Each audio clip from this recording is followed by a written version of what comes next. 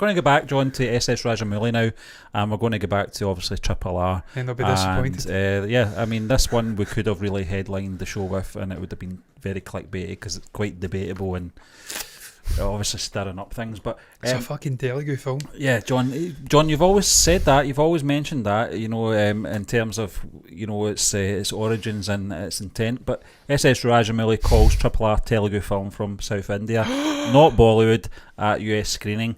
It divides Twitter.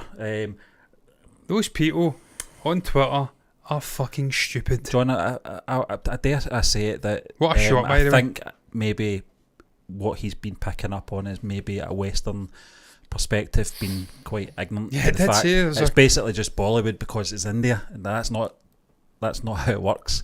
That's not how it works. But it definitely is, Steve. We've seen an article. Yeah. And it mentioned Bollywood, and I'm like, that's not right. Yeah. I mean, John... It's like Jimmy Kimmel announcing a band as a London band and they're from fucking Leicester. Exactly, yeah. You get away with that because they're too polite to say, bitch, I'm not from fucking London, I'm from Leicester. Introducing Travis as an English band. Yep, but, it's just not acceptable. John, in a recent chat, SS Rajamouli was joined by actor NTR Jr., where they talked about the reception of the film and how the film turned out to become such a global phenomenon. They also talked about the process of shooting the song Natu Natu and how it was a hard shoot to complete. I think it was so many takes. We mentioned it last week. Ahead the screening of RRR. Yeah, it was crazy. The director took to the stage to talk to a group of journalists at the Directors Guild of America, introducing the film. Rajamouli said, "This is not a Bollywood movie. This is a Telugu film from the south of India, where I come from. But I use songs to progress the film forward, move the story forward rather than stopping the film and giving you a piece of music or dance. I used those elements to move the story forward." In the interview after the screening of the film, Rajamouli was joined by NTR Jr. for a discussion where the actor talked about working with the filmmaker and how thankful he is for being given the opportunity to be part of the film. John, I can read the rest of it. I might actually, because it's quite divided netizens. There is some quotes in there from Rajamouli, so I'll from people on Twitter. Yeah, Rajamouli comments, which were posted on Twitter, divided netizens. The Citizens website. Yeah, one user commented, RRR is nominated from India, not South India or Telugu cinema. It's a South Indian movie nominated as the Indian candidate, so it's not quite technically that could be passable. Do not be biased about region or language. Also, Bollywood is not a film industry representing India. Another wrote in response, "Why are you expecting all movies from India to be portrayed as Bollywood?" A user thought this response was fitting and said, "Bollywood deserves this insult." Another shared the clip and wrote, "Yes, true, Bollywood makes Hindi movies. This is a regional film with Telugu language. Shouldn't regional movies get credit if they are good?" RRR is a fictional story. Yeah, we know that anyway.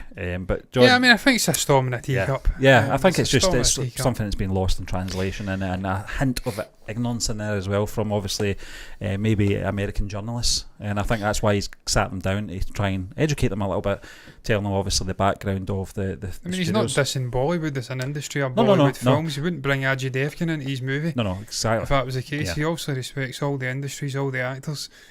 And we've seen that love being shared between the different industries, north, south. They've been quite happy. I think Shah Rukh Khan came out and wished it well.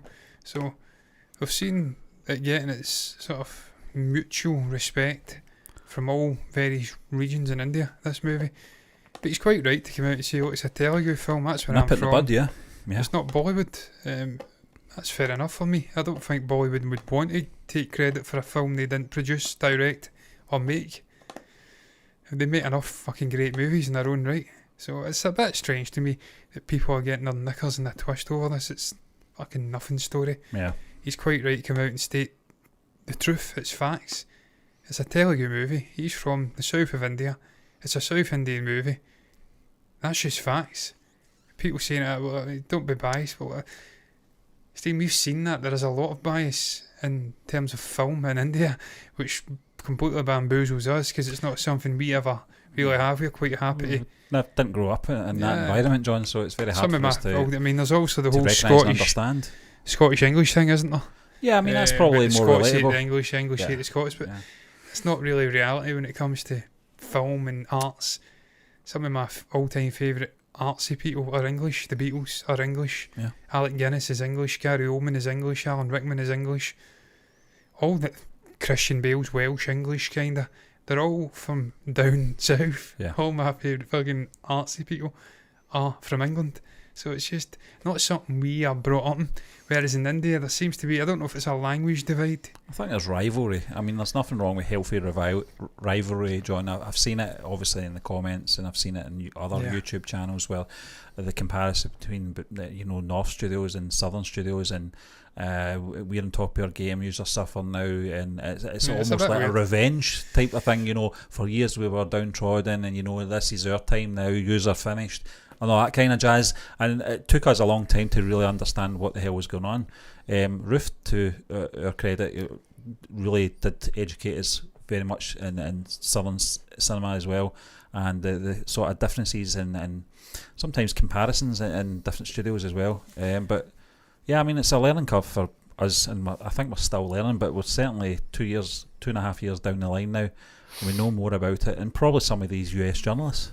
Yeah, and that's to be expected, Steve. That's why, again, getting back to RRR and Natu winning at these award ceremonies, why it's a paradigm shift. It's a great thing for Indian film, all its very sort of incarnations, industries. It's great, it's a positive thing. It's going to open up gateways for Western people, filmmakers, film fans, to come in and really enjoy brilliant Indian content, be it TV, be it film. I keep getting back to it. I mentioned it last week after the Golden Globes. Parasite, what that did for K-dramas in the West. A lot of people got very interested in Korean entertainment. Huge on Netflix. This could be the same with Indian content. There's so many fucking unbelievable Indian TV shows, web series.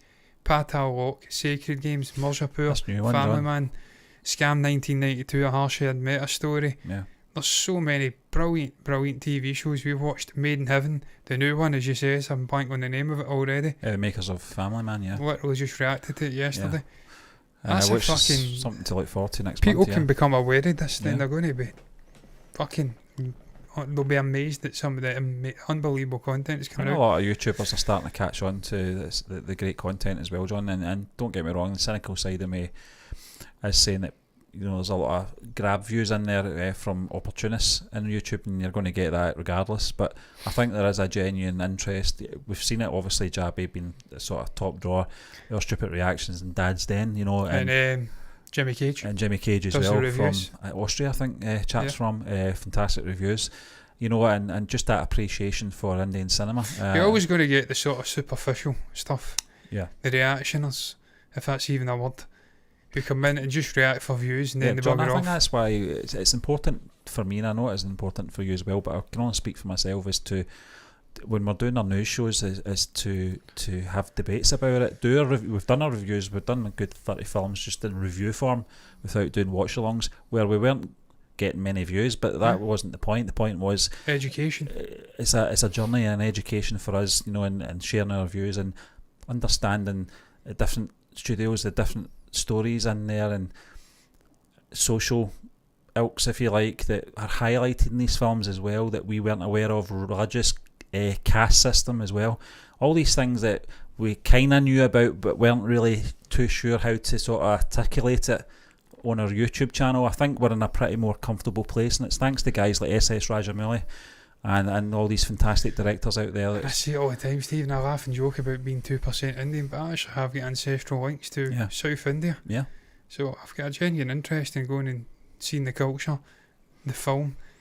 I'd love to learn Tamil, I really would, but it's the hardest language I think on the planet to learn. In terms of the arts, John, out with obviously film, we appreciate the music, we do. The instruments. We appreciate right the food the Beatles, as well. The food, John. Beatles fans. The food, I fucking love Indian culture, Stephen.